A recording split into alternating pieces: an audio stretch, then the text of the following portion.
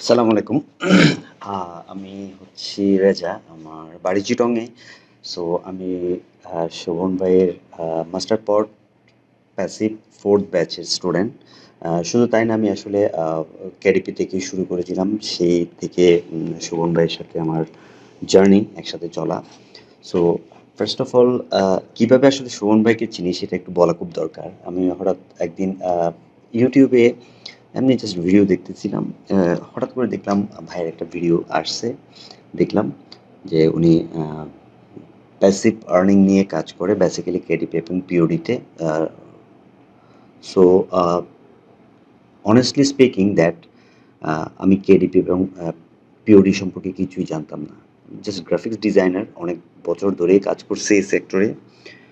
But online থেকে আমি অফলাইনে কাজ বেশি করি। আমার প্রচুর ক্লায়েন্ট আছে, সাথে তাদের কাজ করি। বাট অনলাইনেও কাজ করেছি, অনেক কন্টেস্ট দিতাম। ফাইবারে কাজ করেছিলাম কিছুদিন, এখন স্টপ করে দিছি। তো হঠাৎ করে যখন কেডিপি এবং পিওডির নাম শুনলাম ওই দিনই ফার্স্ট, এবং একটা ভিডিও দেখে কেমন জানি আমি বুঝলাম না এই লোকটার প্রতি এত বেশি কেন আমি ইমপ্রেসড হয়ে গেছি। আই ডোন্ট নো, মানে আমার লাইফে এটা হচ্ছে one of the best moment আমি বলবো। কারণ হচ্ছে আমি অনেক কিছু জাজমেন্ট করার পরে কিন্তু কোনো কিছু করি, বাট ফার্স্ট টাইম আমি একটা লোকের একটা জাস্ট 2 মিনিট একটা ভিডিও দেখে যে আমি কেন জানি ওনার প্রতি এত বেশি আগ্রহ আমার সৃষ্টি হয়ে গেল, আমি সঠিক জানি না। সো এরপরে যেটা করলাম, আমি কেডিপিতে আমি জয়েন হইলাম। জয়েন হওয়ার পর সুন্দরভাবে আমরা ক্লাসগুলো করেছি এবং আমি রিয়েলি ইমপ্রেসড, রিয়েলি ইমপ্রেসড। কারণ হচ্ছে ইমপ্রেস হওয়ার পিছনে একটা কারণ, অ্যাজ এ গ্রাফিক্স ডিজাইনার হিসেবে আমি জানি যে কেউ যদি কোনো কিছু শিখাইতে যায় সেখানে কি কি লিগেজ থাকতে পারে। বিশেষ করে কিছু হিডেন কিছু টপিকস থাকে। বেসিক্যালি অনেকে এই জিনিসগুলো দেখায় না বা করায় না বা শেখায় না বা শেখাতে চায় না। কেন চায় না আসলে আই ডোন্ট নো, বাট আমি বুঝতে পারি যে তারা শেখাইতে চায় না। কারণ আমি তো কারো কাছ থেকে না ডিজাইন শিখে এসেছি।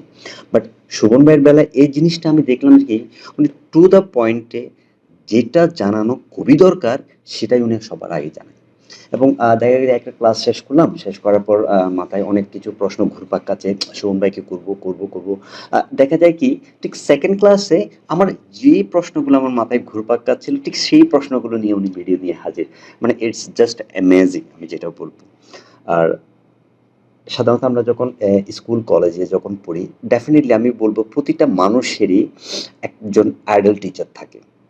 সে টিচারটা আইডল হওয়ার পিছনে বিভিন্ন কারণ থাকতে পারে। যেমন আমি যখন ক্লাস 5-এ পড়ি, আমি জানি আমার একজন খুব আইডল একজন টিচার ছিল, সে প্রাইমারি স্কুলতে। যখন আমি হাই স্কুলে গেলাম, তখন আমার একজন আইডল একজন টিচার ছিল। যখন আমি কলেজ লাইফে গেলাম, ইউনিভার্সিটি লাইফে গেলাম, সেখানে দেখলাম আমার একটা আইডল একজন টিচার থাকে, যে why he is idol. So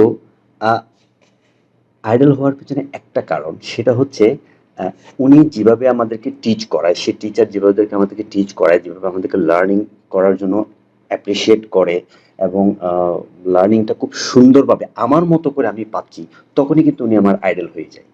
এছাড়া কিন্তু কোনো টিচার আছে, যেমন আমি আমি যদি বলি কি, একটা কলেজে আমার ডিপার্টমেন্টে দেখা গেল 10 জন টিচার আছে, বাট আমি 10 জনকে পছন্দ করি না। আমি হয়তো 2 জন বা 3 জনকে পছন্দ করি। দে আর মাই আইডল।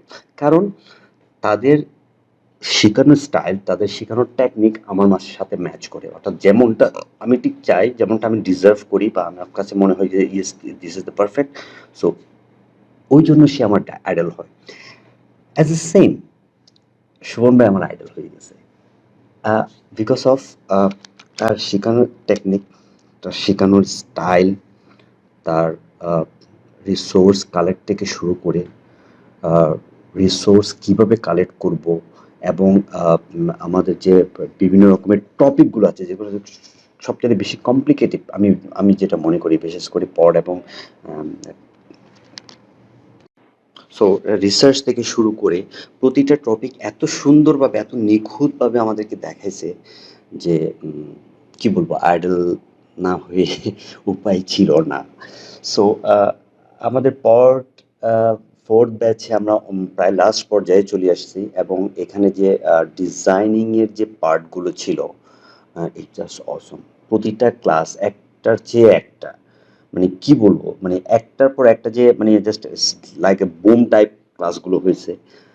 যদিও আমি একটু কম সময় দিতে পারতেছি বিকজ অফ আমার আসলে দুটো জব করি, সাথে আবার কিছু ক্লায়েন্টের কাজও করি, সো দ্যাট টাইমটা আমার জন্য অনেক বেশি সমস্যা হয়ে দাঁড়ায় অনেক ক্ষেত্রে। বাট আমি প্রায় ক্লাসগুলো আমি দেখি, মানে ইটস জাস্ট অ্যামেজিং।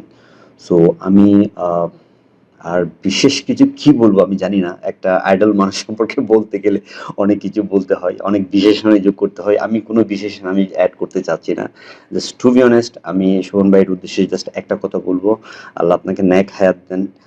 আপনার হাত ধরে আরো অনেক অনেক অনেক স্টুডেন্ট আসবে, আই নো দ্যাট, আমি জানি।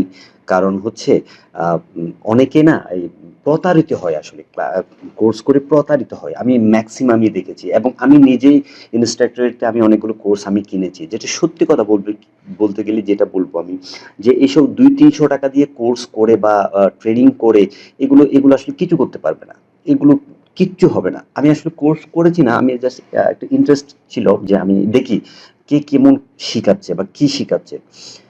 অ্যাকচুয়ালি আমি বলবো শেখানোর টেকনিক এবং রিসোর্স কালেক্ট করা থেকে শুরু করে একটা প্রোডাক্ট কমপ্লিটলি জিরো থেকে শুরু করে মার্কেট প্লেস পর্যন্ত নিয়ে যাওয়ার জন্য যতগুলো টেকনিক অ্যাপ্লাই করতে হয়, you are the boss for this, আমি জাস্ট এটাই বলবো।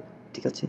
এবং এত সুন্দর করে, এত সাবলীল ভাষায় এত সুন্দর করে আপনি যে বুঝান, এর মধ্যে যদি কেউ যদি না বুঝে থাকে তাহলে আমি বলবো সে এই লাইনে আসার দরকার নাই ভাই, কোনো দরকার নাই। আপনি অন্য লাইন চুজ করেন, যে তার জন্য এটা না। সো আমি আমি আমাদের ফোর্থ ব্যাচের সকল শিক্ষার্থীদেরকে আমি ধন্যবাদ জানাই যে সুমন ভাইয়ের সাথে আছেন আপনারা, আমাদের একই ব্যাচে আছি। একজন একজনের জন্য দোয়া করবো, এবং বেসিক্যালি আমাদের মেন্টর, মাই আইডল সুমন ভাইয়ের জন্য সবাই দোয়া করবেন। আর আমি সুমন ভাইয়ের ফ্যামিলির সবার দীর্ঘায়ু কামনা করতেছি। ধন্যবাদ সুমন ভাই, সালামু আলাইকুম।